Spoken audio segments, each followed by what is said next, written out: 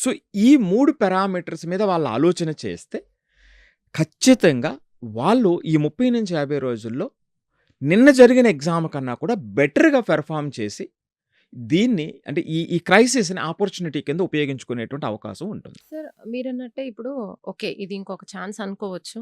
But మళ్ళీ ఆ tension అనేది ఉంటుంది కదా మైండ్‌లో. ఎందుకంటే గతాన్ని ఎప్పుడైనా అంత ఈజీగా మర్చిపోవడం ఎవరి వల్ల కాదు. ఆ ఫియర్ కానీ లోపల అది ఉండడం వలన ఆ ఎగ్జామ్ మళ్ళీ అంత ప్రెజెంట్ చేసే అవకాశం యెస్. ఉండదేమో. ఎగ్జాక్ట్‌లీ. రైట్ హ్మ్. క్వెషన్ మీరడిగింది.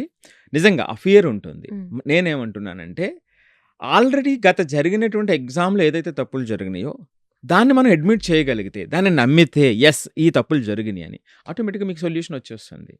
హ్మ్. ఇప్పుడు ఈ ఎగ్జామ్ మరలా ఇదొక బెటర్ ఆపర్చునిటీ. ఈ ఆపర్చునిటీని మనం ఎలా ఉపయోగించుకోవాలనేటువంటిది మనం చూడాల్సినటువంటిది. అందుకే వేరేదేమి పెట్టుకోకుండా ఈ 30-50 రోజులు చక్కగా ఒక మంచి ఫిజికల్ యాక్టివిటీ, కాసేపు ఆ పాయింట్స్ అన్నీ రివైజ్ చేసుకోవటం అంతే.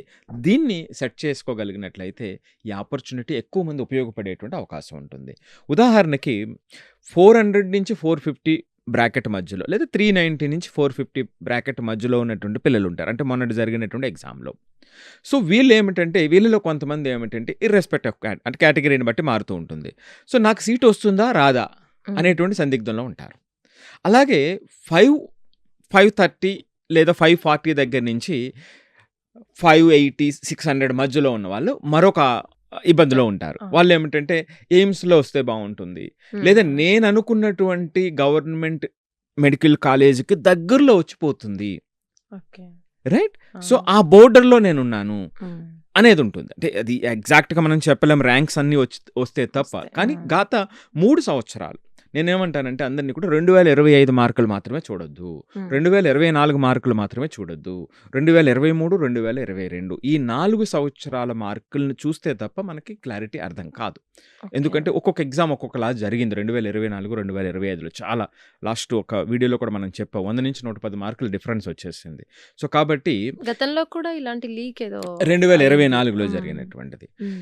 సో, 2024లో అది ప్రత్యేకమైనటువంటి ప్రాంతానికి సంబంధించే ఉంది కాబట్టి ఆ హ్మ్. లోకల్‌గా హ్మ్. అప్పుడేమిటంటే దాన్ని మనం అంతే కాకుండా కొన్ని పర్టిక్యులర్ సెంటర్స్‌లోనే ఇబ్బందులు ఎదురైనయి అనేటువంటిది ఫైనల్‌గా కనుక్కొని ఒక ఎగ్జామ్ అవసరం లేదనేటువంటి సుప్రీం కోర్టు ఆ రోజున తీర్పు చెప్పడం జరిగింది.